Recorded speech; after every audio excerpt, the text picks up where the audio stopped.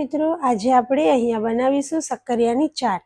તો આ ફરારી ચાટ તમે વ્રત કે ઉપવાસમાં ખાઈ શકો છો અને જો તમે આ ચાટ એક વખત બનાવીને ખાશો તો બીજી બધી ચાટને ચોક્કસથી ભૂલી જશો।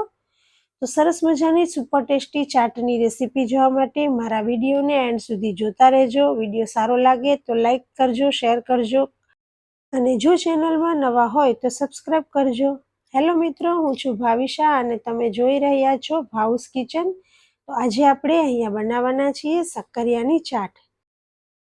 મેં અહીંયા 500 ગ્રામ શક્કરિયાને વરાળે બાફી લીધા છે।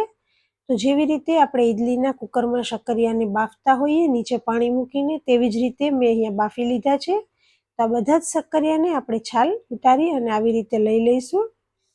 તો સરસ મજાના રેસા વગરના શક્કરિયા અહીંયા લેવાના છે અને શક્કરિયાને બાફેલા છે તો આવી રીતે આપણે ચમચી વડે મેશ કરી લેશું। શક્કરિયાને સરસ રીતે મેશ કરી લેશું એટલે શક્કરિયાનો માવો અહીંયા તૈયાર થઈ જશે। તો આ માવાની અંદર આપણે અડધો કપ સિંગદાણાનો ભૂકો એડ કરીશું। મેં અહીંયા કાચા સિંગદાણાનો જ ભૂકો લીધો છે। સાથે જ આપણે 1 ચમચી વાટેલું મરચું લેશું અને 1 ચમચી છીણેલું આદું લેશું। મરચું તમારા સ્વાદ પ્રમાણે લેવાનું છે અને અડધી ચમચી આપણે મરી પાવડર એડ કરી દઈશું અને સાથે જ સ્વાદ પ્રમાણે સિંધાલું મીઠું એડ કરી દઈશું। ત્યારબાદ આપણે થોડા લીલા ધાણા એડ કરી દઈશું અને લીંબુનો રસ છે તેને સ્વાદ પ્રમાણે એડ કરી દઈશું। શક્કરિયા ગળ્યા હોવાથી આપણે ગળપણ એડ કરવાની જરૂર નથી અને બીજા વધારાના કોઈ જ મસાલા પણ આપણે એડ નથી કરવાના। અહીંયા મેં 2 ચમચી આરાનો લોટ લીધો છે। તમે અહીંયા સિંગોડાનો લોટ પણ લઈ શકો છો। તો હવે હાથેથી આપણે સરસ રીતે બધી જ વસ્તુને મિક્સ કરી દઈશું।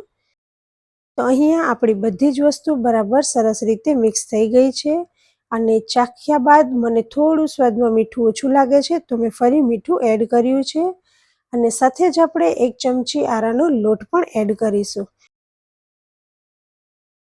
હવે ફરી વખત આપણે બધી જ વસ્તુ સરસ રીતે મિક્સ કરી દઈશું। આ ચાટ સ્વાદમાં એટલી સરસ લાગે છે કે જો તમે વ્રત કે ઉપવાસમાં એક વખત બનાવશો તો બીજી બધી ફરાળી વસ્તુને ભૂલી જશો અને દર વખતે ઉપવાસમાં આ ચાટ ચોક્કસથી બનાવશો। તો અહીંયા તૈયાર થયેલ માવામાંથી આપણે થોડો પોર્શન હાથમાં લઈ અને તેમાંથી ગોળ વાળી અને તેને ટીકી તૈયાર કરી લેશું। તો મેં અહીંયા થોડી મોટી સાઈઝની ટીકી બનાવી છે, તમે નાની સાઈઝની અને કોઈ પણ શેપમાં બનાવી શકો છો। તો અહીંયા આપણી સરસ મજાની ટીકી તૈયાર થઈ ગઈ છે। તો આવી જ રીતે આપણે બધી જ ટીકીને તૈયાર કરી લેશું। આ ટીકીને તમે અગાઉથી બનાવીને પણ ફ્રીઝમાં રાખી શકો છો જેથી કરી અને બનાવતી વખતે તમે ડીપ ફ્રાય અથવા સેલો ફ્રાય કરીને ઉપયોગમાં લઈ શકો।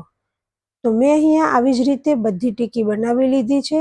તો આપણે અહીંયા 500 ગ્રામ શક્કરિયામાંથી આટલી ટીકી તૈયાર થઈ છે અને તે પણ મોટી સાઈઝમાં। તો અહીંયા મેં એક પેનની અંદર થોડું તેલ લઈ લીધું છે અને તેની અંદર આપણે ટીકીને શેકી લેશું।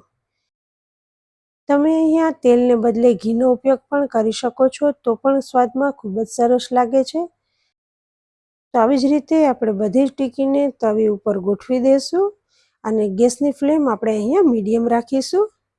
તો મેં અહીંયા એક ટીકીને ઉલટી કરીને જોયું છે પણ આપણે થોડી વધારે ક્રિસ્પી કરવાની છે તો રહેવા દેશું અને થોડી વાર પછી આપણે ફેરવશું તો સરસ આવી ગોલ્ડન બ્રાઉન કલરની ટીકી તૈયાર થઈ જશે। તો અહીંયા આપણે ટીકીને બંને બાજુ ફેરવતા જઈશું અને શેકતા જઈશું। ટીકીનો ગોલ્ડન કલર આવે ત્યાં સુધી આપણે તેને શેકવાની છે। તો તમે જોઈ શકો છો કે અહીંયા ટીકી શેકાઈ પણ ગઈ છે અને સરસ મજાનો ગોલ્ડન કલર પણ આવી ગયો છે। તો આપણે બધી જ ટીકીને વારાફરતી પ્લેટમાં લઈ લઈશું।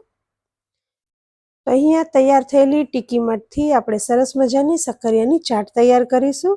તો ચાટ તૈયાર કરવા માટે મેં અહીંયા એક સર્વિંગ પ્લેટ લઈ લીધી છે, તેની અંદર આપણે ટીકીને ગોઠવી દઈશું।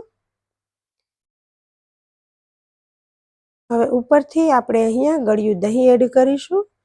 તો મેં અહીંયા બહુ વધારે ગળ્યું દહીં નથી બનાવ્યું, શક્કરિયા ગળ્યા હોવાથી આપણે થોડું ઓછું ગળ્યું રાખીશું। સાથે જ આપણે આંબલીની અને ગોળની ગળી ચટણી છે તેને એડ કરીશું। લીલા ધાણાની સરસ મજાની લીલી ચટણી બનાવેલી છે તેને એડ કરી દઈશું। મેં અહીંયા ઘરે બનાવેલો ફરાળી ચેવડો એડ કર્યો છે. તમે બહારનો ચેવડાનો ઉપયોગ પણ કરી શકો છો. સાથે જ આપણે ઉપરથી દાડમના દાણા એડ કરી દઈશું. તો બધી જ વસ્તુ એડ કરી લીધા બાદ આપણે ફરી થોડું દહીં અને ચટણીથી ગાર્નિશ કરીશું. તો સરસ મજાની જોતા જ ખાવાનું મન થઈ જાય તેવી ફરાળી ચાટ આપણી અહીંયા તૈયાર થઈ ગઈ છે. તો તમે પણ આ શિવરાત્રી ઉપર એક વખત ચોક્કસથી આ ચાટ બનાવી અને ટેસ્ટ કરજો. સ્વાદમાં ખૂબ જ સરસ લાગે છે.